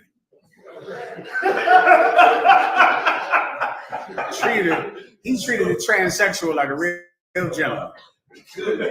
At the end of the evening, though, he was struggling with, and these gay men are like that. They struggle with, they don't want to be gay. They struggle with it, and then he shot the transgender in the face. Shot the transgender. He's a homosexual man. So is Nathaniel. Bishop Nathaniel has been with a man. He's a gay man. If I show you his picture, you'll go, I see it. Go ahead. Sir, he had a picture on a horse recently. I was like, he was posing like a bad bitch. He was a bad bitch. He was so gay. Do you have the one where the member said that Nathaniel sent him can I use foul language in here? You sisters look like they delicate and they don't let their feet touch the ground. I don't want to say any profanity. Sometimes it happens by mistake. We all fall short of the glory of Jesus. All right, give me the precepts I have while the brother is looking for that. What's the other precept I had? Then I need to get to David's story. I got 2 Corinthians. Not 2 Corinthians. I don't think that was the one I wanted. I think it was Psalms. Psalms sounds right. Give me Psalms 56 and 1. Sir. Go ahead. This is him. There you go. You see him right there. That's him. He shot that transsexual in the face after a delightful evening at dinner. Transsexual. I'll just keep going. Remind me to end the class with the scriptures about the man that wears purple. That's in the Bible. I got to keep going for time's sake. Also, stand by for Commanding General Yohana's show. We're doing it tonight upstairs. You brothers and sisters want to come check it out. You can come check out Commanding General Yohana's class upstairs tonight. We're going to get it on and continue this. And that's that. All right. What do you have? If I have questions, Jediah, please tell me. All right. Go ahead. The book of Psalms 56, verse 1. Be merciful unto me, O God. For man would swallow me up. This is David speaking. David is who we're about to read about in a few minutes. David, the Most High God, said that David was a man after his own heart. Meaning David thought like the Most High God. That's what your heart is. Your heart in the Bible is synonymous with your mind. The Most High said, David is a man after my own heart. David loved to fight. He enjoyed it. It was a pleasure to him to fight. That's how God is. The Bible says what? God is a man of war. That's how he is. And the Most High loved David because David liked to fight. And this is what David said. David at one time, he was fighting so many battles up. David had at one time 32 men. Then he grew to his peak to 600 men. And he was fighting thousands of men. And so he went to the Most High God many nights, brother, praying for deliverance, praying that God would stand with him and give him victory over his many adversaries. And the Most High God stood with David. And in the end, though it was rough and though he was hungry, It was one time when he didn't have bread or a sword to fight. And the priest gave him showbread to eat and gave him Goliath's sword that they had wrapped up and hidden away. They gave it to him. Otherwise, he didn't even have a damn weapon. They gave it to him because he was poor and suffering, standing for the kingdom of God against an army of enemies and adversaries. And this is one of the prayers that he said at times like that. Read it again. Oh God, be merciful unto me, O God, for man would swallow me up. Man would swallow me up. We have so many enemies in the Israelite school of UPK. Right. The list is long. Battles I've been in, God, battles you're going to be in. And I envy you for the battles of the future. I envy you young brothers so much, because every battle I've been in, I gained something out of it. And I envy the Kansas City 4 that they had to go through that day. It's so envious to me because that is how men are built. Right. Men are built from days like that, from battling the Nation of Islam. Back when this school started, one of the founding members of our school, Abba Bibbins, was murdered in Newark, New Jersey by the Nation of Islam.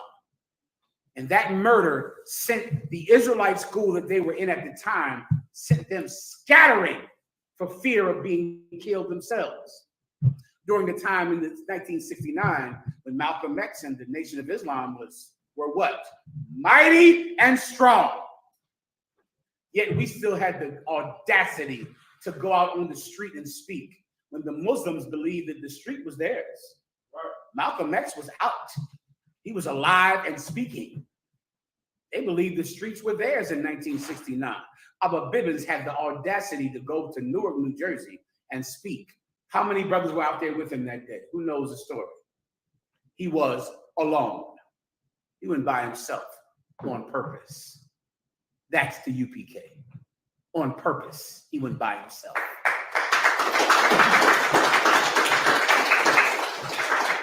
That day, the Nation of Israel the Nation of Islam attacked him and murdered him. He died. And the Israelite group they were in, they all went home. They fled, except for 7 men. 7 men weren't afraid. They were angry. There's a time for that. So many people try to get you to suppress your anger. Like your anger is somehow unclean or unallowed. The Bible says this: there is a time and a place for all things, a time to embrace and a time to cease from embracing, a time to kill and a time to make alive. There is a time for anger. 7 men decided not to go home, not to be denied or rejected. 7 decided to be angry. And those 7 men created the Israelite school of UPK. And then in their wisdom, passed it down to Commandant General Yohana. They didn't get deterred by Abba Bibbins dying. They were fucking angry about it. Right. It angered them. It made them angry at Islam. They didn't want to leave. They wanted to get back out on the street and throw Qurans up and down the block. That's what they wanted to do, and they did it. Those 7 men went back out on the street and threw the Quran up and down the block and went into the Quran and showed that cow, heifer 1:22 says that the Israelites are the chosen people of God in the Quran. How many people know this? You open the Quran. This brings my heart, gives my heart joy. To open the Quran up, read heifer 1:22. The Israelites are my preferred people, of whom I love, and they are the preferred people of the planet Earth. The Quran says that the Israelites are the chosen people of God. And then we throw the Quran down the street like garbage. I've done that so many times, I can't even count it. In front of bow ties, in front of kufis and prayer rugs. And they lose their mind. They go nuts over that. They don't like that up.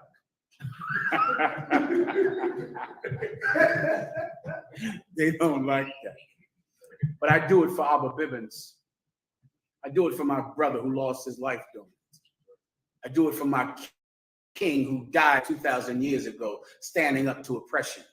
And the Kansas City 4, they understand the assignment. They understand what they have taken an oath to do. Keep reading. Oh God. He's fighting daily, oppressing me. He's fighting daily, oppressing me. David said, these wicked men would swallow me up. Why? Because it's so many of them. They swallow me up. And they fight daily, oppressing me. In the UPK, we fight the drug dealers and the police. We fight the Christians and the Muslims. We fight everybody. Everybody is against us. And we love to have it so. Continue. Verse 2. Mine enemies would daily swallow me up, for they be many that fight against me. They be what? They be many that fight against me. They be what? They be many that fight against me. Yeah, it's a lot of them. That's why I joined this school. I saw the Nation of Islam, and I saw the Christians, and I saw all of them when I was coming up young in the school. I went to Farrakhan rallies. I was at the Millie Man March. I was out there with 1 million men marching. Then I saw these brothers, it was about 7 or 8 of them on the streets of Philadelphia. And they were no cowards. I looked at them. I said, that's the place for me. I'm joining them so I can fight everybody else. Because if I join this group, then I can fight everyone else. If I join the Muslims, what do I have to do? Shalom, brother. We're friends. We all come together. Love and peace, brother. That's not who I am. I can't do that. You can do that. You'll bend down and suck the penis of whoever is stronger than you. I'm sure. I'm sure if a man is big and tall, what do? Suck his penis, right? If he's big and tall and strong, full of muscles, what do? Perform oral sex. I'm sure you do that. Not me, however. That's not what I would do. I can't do that. I can't think my life is so precious that I would never lose it for my manhood. To me, my life is not that important. What the fuck am I? I gotta live forever? My friends didn't. I have to live forever? I don't think I do. I think there are things in life that are more important than my life.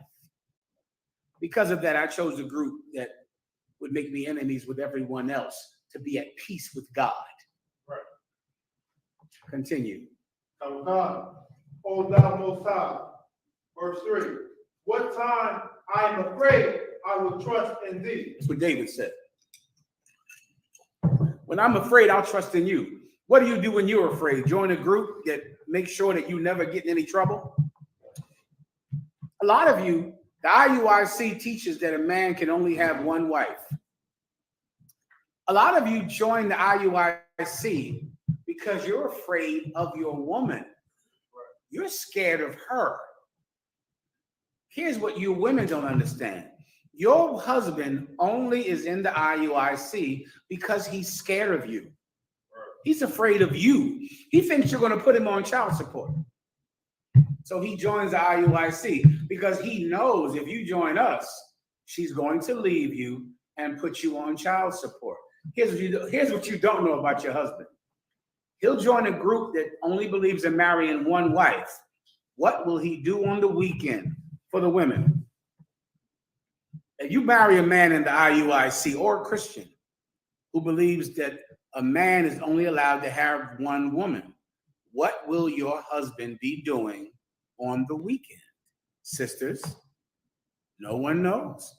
I know you know, sis. You're One West. Answer it for everybody else. And do what? And find who in those bars and those clubs?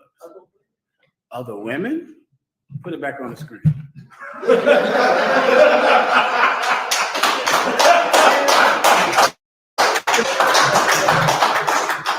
See, you brothers are young. Who else says you can only have one wife? The Christians. Who has ever heard of the down low brother? Am I blowing your mind by saying that term? Right? Christians believe that one ring, one marriage, polygamy is wrong. And then they have someone called the down low brother in church who does only have one wife. And on the weekend, He's having sex with his basketball friends. He's having sex with the friends he plays video games with. Those buddies of his, like that movie Best Man, ha ha ha, we playing basketball. He's having sex with them. Those guys. They have sex with men, but they only believe in marrying one woman. Here it is on the screen. That's it right there. Everybody understands? When you purple bitches, excuse my language, when you purple bitches rather open your legs for a real man, that's what UPK women get to enjoy. A UPK woman, if your husband is in the Israelite school of UPK, she bends over and turns around and sees a warrior back there. You understand me? She opens her legs and a killer gets on top of her. Wouldn't you rather do that than have sex with some man who says, happy wife, happy life? A woman is always right. Where you going, baby? Baby, I gotta go. I gotta work overtime. Transsexual USA, here I come. Gay websites, here I come. Prostitute. Oh, you got more for Zalaka? Go ahead. No, please play it.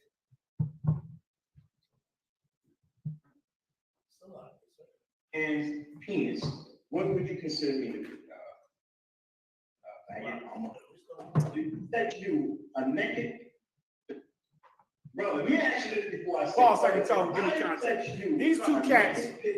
These two cats were in the IUIC. They left the IUIC over this problem that they're about to describe. And they're going to describe the problem that happened in the IUIC. Go ahead.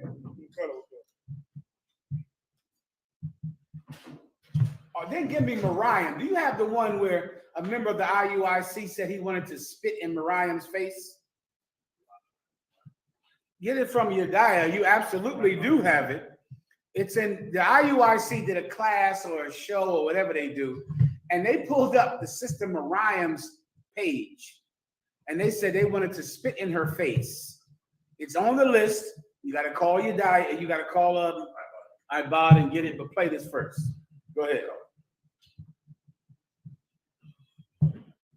Man's penis. What would you consider me to be? Faggot, homo, what the fuck is wrong with you? Oh, excuse the brother's French. But here's the thing, we're not trying to make light of this. This is the thing. The bishop sent me a naked picture of this brother's penis. And you deacons, some of y'all got that same picture. So why am I bringing this up? Not to belittle anyone. This was weighing heavy on me because now these allegations of the bishop are coming up. And I'm saying to myself, oh man, what the hell is going on here? So now, what do you think will happen? I'm going to start reflecting on certain things that occurred. So, like I said, I don't want to be associated with that shit. This was weighing heavy on me because now these allegations of the bishop are coming up. And I'm saying to myself, oh man, what the hell is going on here? And I'm saying to myself, oh man, what the hell is going on here?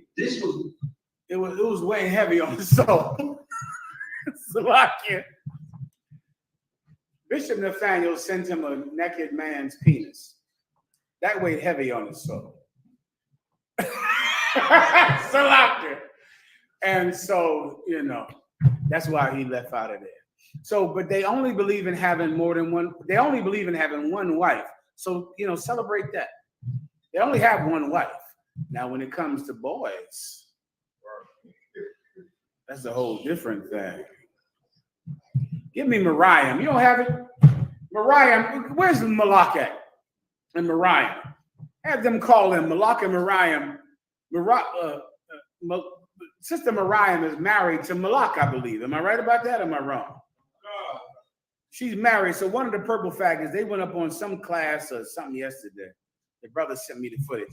And he was so angry at Mariam because Mariam congratulated her husband for being a powerful man out there on that street corner and for not being a punk. You don't have what I want. You don't have what I need, right? You die? No problem. Let me get it for you right here. I'm gonna hand it to you right now. Bobbity. Am I missing questions?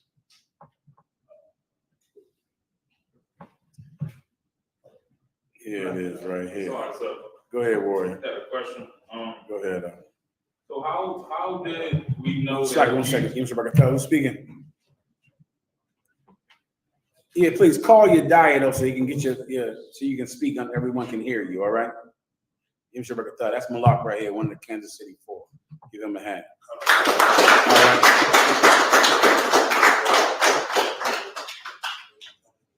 right. And look at all this. This is funny. Okay, where are we at right now? I need to get that one about Mariah and Mariah. What's the brother's name? Ibad has it. All right. Well, he'll call in and we'll read it. All right. Go ahead. Where are we at right now? Psalm 64, sir. Go ahead. This book of Psalm 66, verse 4. And God, I will praise his word. And I'm God, sorry. Is that where we started? we started at verse 1, sir. And we ended up stopping at Okay, I think. Read 2 and 3 and then move on to the next one. Go ahead. God. This book of Psalm 66. Shit, we gotta get it. After this, get to the story of David. Did we go over 2 Corinthians 14 and 11? Give me 2 Corinthians 14 and 11, and then give me the story of David. If not, I'll have to do it on Thursday, all right? Go ahead. No, finish where you are right now. Book of Psalm 56, verse 2. My enemies will daily swallow me up, for they be many. I think I read that already. Read the next one. Go ahead in the back. If I could, I think that's the one I wanted. 2 Chronicles 14 and 11. The 2 Chronicles chapter 14, verse 11. And Asa cried unto the Lord his God and said, Lord, it is nothing with thee to help, but with many, or with them that have no This power. is Asa, man, cried to the Most High. He was a king over Israel. And he said, it is nothing for the Most High to help. Nothing. Keep going. Help us, O Lord. Read it from the top. Asa cried unto the Lord his God and said, Lord, it is nothing with thee to help, whether with many, or with them that have no power. The Most High God said, brother, it is nothing for the Lord to help, whether it be for many or for them that have no help. What difference does it make how many of you it is? It means nothing to God. Many times the Lord God will send you out with fewer people so he can gain the glory in it. So he can get the credit for the victory. No go? Keep going. Mm-hmm. Help us, O Lord. Help us, O Lord. That's what David said, man. Or Asa said. Help us, O Lord. Go ahead. Our God. Our God. For we rest on thee. For we rest on thee. We trust in you. Keep going. In thy name, we go against this multitude. And in thy name, we do what? Go against this multitude. Ooh, that's so one Western. So biblical. In thy name, we go against this multitude. That is what built me. That. In your name, we go against this multitude. We are going to fight them. We're going to do it. We're doing it. If they come and they circle your school, if you're by yourself, you go outside, I come back. If you got Malak, let me hear Malak. Give him a hand. Officer Malak. Officer Malak, are you? Let me put it here. Officer Malak, are you there? Hey, first of all, brother, I want to just tell you the water for your service, warrior, all right? And you understand I consider you a hero, correct? Most High in Christ.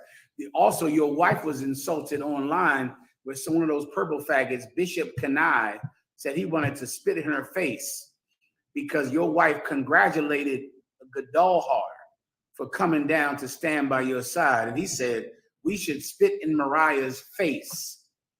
Do you have that?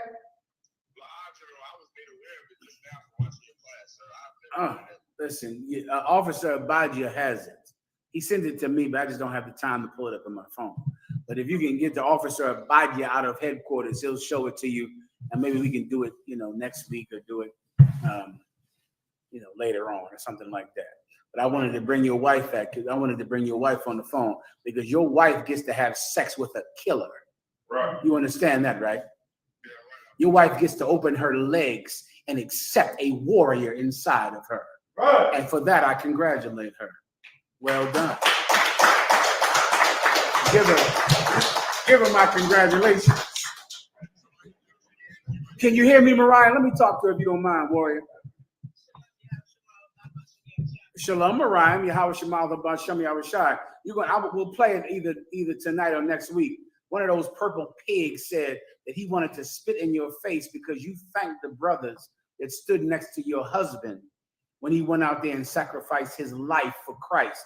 And they said, this Mariam, we should spit in her face. And all I could think of is that Mariam gets to turn around and see a warrior behind her. She gets to open her legs for a killer. She has our thanks. And I know you appreciate it. She said, damn right. Give her a hand. Well done. Mariam, those purple bitches don't know what that's like. They don't know what that's like, Mariam. Right or wrong? Those purple bitches see a limp penis that doesn't want them because it wants men. You, however, get to give your body to a killer. Now you see your husband. You see who you with, right?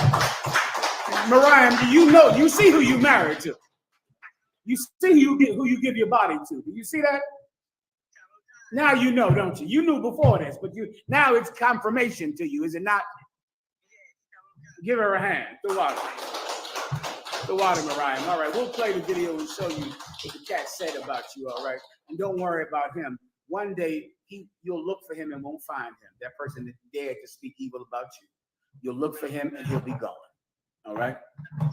The water. Yahweh Shemal about Shem Yahushai.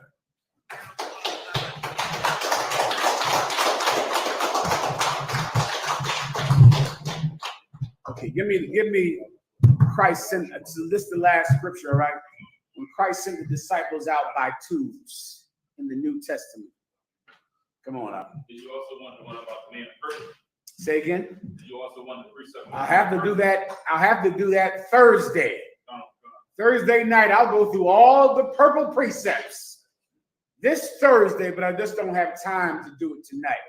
Give me where Christ sent them out by twos. That's in, I think, Matthew. You know where it's at. Matthew, where he sent them out with nothing. All right? Not with purse, not with anything. Nice and loud and tell them where you are. You might need to come closer out so they can hear you. Mark chapter 6, verse 7. And he called unto him the 12 and began to send them forth. So this is when Christ was on the earth, and his men were finally going out to speak without him. Keep going. And began to send them forth by two and two. He sent them what? Forth by two. He sent them forth by what? By two. By what? By two. By two. When Christ was living on the earth and he sent his disciples out to teach, he sent them out by two. Two of them. Keep reading. And gave them power over unclean spirits. And gave them power over unclean spirits. Now, how many disciples were there? Answer. How many disciples? You don't know this. Raise your hand right up front. Huh? 12. Why didn't he send them out by 12? He had 12 disciples. Instead of sending them out by 12, he sent them out by two. Why do something like that? He could have sent them out in a camp of 12, couldn't he have? Why do that? Why would some man, if you have 12 men, you can send them out in a camp of 12. Why would you send them out in a camp of 2, of 6 two-man camps? Let someone younger answer. Brother, right here with the watch on right here. Christ had 12 disciples, did he not? Why? He could have sent out one camp with 12 men in it, right? That would have been safer. That would have been wiser, right? But instead, he sent out 6 2-man camps. Why? Give him a hand. That's all right. You see, purple faggots don't understand that. They don't get that. The purple faggots wouldn't go out on the street unless they had 40 people. Us, we on purpose send few people. On purpose. We do it on purpose. Christ sent them out by 2, not 4, by 2. A reader and a speaker. Right. That's it. Keep going. And commanded them that they should take nothing for their journey. And he commanded them what? That they should take nothing for their journey. Come on, warrior. He sent 2 men out on the street and said what? You cannot bring anything. Keep reading. Save a staff only. All they could bring is a staff. That's it. One staff they took out on the street, which means what? No purse, no money, no shoes. That's in the Bible. No shoes. A staff. Why? Why a staff? Bring me home, same young brother. Why a staff? You. Why a staff though? What's this for? Oh, you know what it's for. You know well what it's for. You know what it's for. Young brother up front. Why only a staff? To fight. To defend yourself. That's it. But you're not getting money and you're not getting shoes on your feet. But you will get this, because this you're going to use. Ooh-wee. You're going to use this. I pray you understand. He told them to bring that only and nothing else. Continue. Oh God, no script, no bread. No script. What script? Paper money. No script. Go ahead. No bread. No bread. No food. Keep going. No money in their purse. No money in your purse. He could have sent them with all of it. He sent them on purpose with nothing except a weapon to defend themselves. Continue. But be shod with sandals. But meaning they couldn't bring shoes. They had to have sandals on their feet, but no shoes, because even shoes would make it too comfortable. Right. This is not going to be comfortable now. This will be the bare minimum. Right. Keep going. And not put on 2 coats. And they couldn't even have 2 coats on. 1 coat, 1 staff, sandals, and no money and no food. That's how he bred men. Right. Killers, warriors. That is the tradition in the Israelite School of UPK. Can I tell you a quick story? I was an officer of 50 one day out. I was an officer of 50, and Commanding General Yohana, he was based out of headquarters in Harlem, New York, 1 West 125th Street, Harlem, New York. And he came down to the city I was assigned to, Philadelphia. And one day he said, was it a Thursday or a Saturday? It was a Saturday. And he said, you brothers are going out, but you're not going out in your regular camps. You're going out in groups of 2s. He said, first, we're going to wash each other's feet, because Christ washed the disciples' feet in the Bible. But the top general, the 12 shield generals, are going to wash the feet of the troopers. And then after we wash each other's feet, meaning the highest men, wash the feet of the lowest men, then we're going out in groups of 2s. I was an officer of 50 that day. And I remember being so excited because I knew that 1 camp would go to the most dangerous camp in Philadelphia. Who can guess what that camp was at the time? Nakar, 52nd and Market. And I knew that 1 camp would get to go to 52nd and Market. For you brothers not from Philadelphia, if you went to 52nd and Market speaking against Islam, you were getting killed. in the 90s. You were dying. And I knew one camp would go there. And I remember thinking, please, Lord, send me to 52nd and Market. I must go to 52nd and Market. And I remember I was doing some campaigning for it, Salakia. I would go to talk to captains and 5,000s about, listen, whoever gets 52nd and Market, could you pick me? Because Commanding General Yohana gave an order that the 5,000s and the captains would get to pick their reader, because it was just a speaker and a reader. And I remember going around to all the 5,000 and all the captains, and I said, whoever gets 52nd and Market, please pick me to go. And so it happened. The generals washed the feet of troopers that day. We had basins of water. And the generals, 12 shield generals, went down and washed the feet of troopers and officers of 50 in the school. And then they said, after this feet washing, we're going out to speak. But you're not going in your regular camps. You're not going with equipment. You're not going with food. You're going by twos and with no water and with nothing. And then the camps started to run out. 15th and Market, 16th and Market, Germantown and High, Mount Airy. And I'm sitting there going, please, God, pick me for 52nd and Market.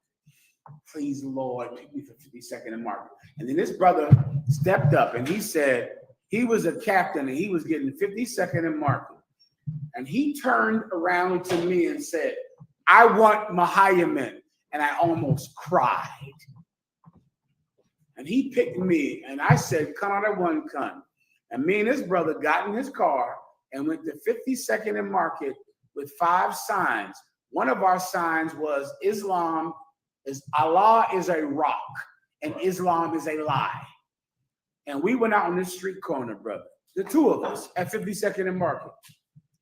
And we blazed up these Muslims. For you brothers that don't know, 52nd and Market is where every mosque is. It's the home of filthy Islam in Philadelphia. And we spoke, and the crowd got so big, and there was 2 of us. And all of a sudden, some giant crowd of Muslims came in front of us. And they came real fast. It was like 20 of them. And they came and they grabbed the sign that was down behind us. The sign that said, Allah is a rock. And they took the sign. And they went to run away. And I jumped at them. And the captain said, Mahayaman, stop. Just like this. And he put his hand in my chest. And I froze at his command. And they took the sign. He said, don't worry about that sign up. And then we began to just blaze on Islam with no sign now because they took our sign. And all I can remember, brother, is harnessing anger. It was the first day that I knew, you know how you feel angry about a thing and it's kind of like a wildfire. And that day, because they took our sign, it was just 2 of us. I took a fire and focused it like a laser. I made it focused and direct and small and aimed at one thing. And I just started to speak that day on Islam. I just kept going and going and going and going. And I remember going home that night. Of course, we went home and I had sex with a beautiful woman that night, like I do every night. And I remember feeling satisfied. You understand? Satisfied. And that night built who I am. And from that night, we send out 2 men, 4 men. That's it. You're going to go do it because it's going to build you. You don't know who you are because you haven't been able to be yourself. You haven't been out and done something that's a miracle, something that you never thought you could do. Your whole life, you've done what's easy, haven't you? You've done whatever was right in front of you. You've ate whatever thing was laid on your plate. But that day, you're going to have to take something off of someone else's plate. And then you'll know what it is to be a warrior. And that is One West. That passed the class over. Police officer Malak.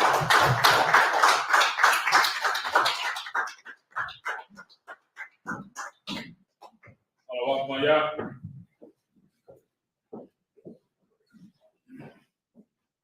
Barak. Yahweh,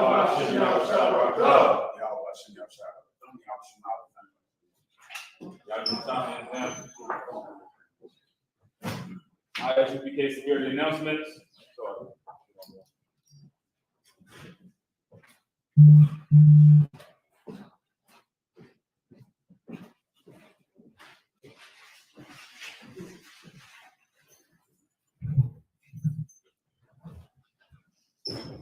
It might be up here. If I'm mistaken. Never mind.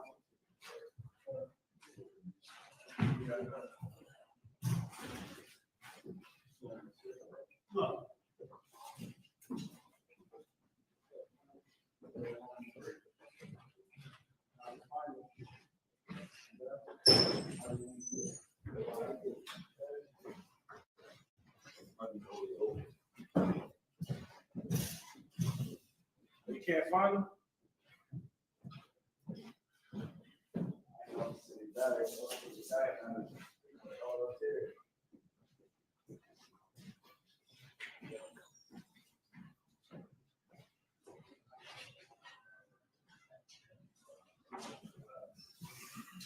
Isupk security announcements. We are the Isupk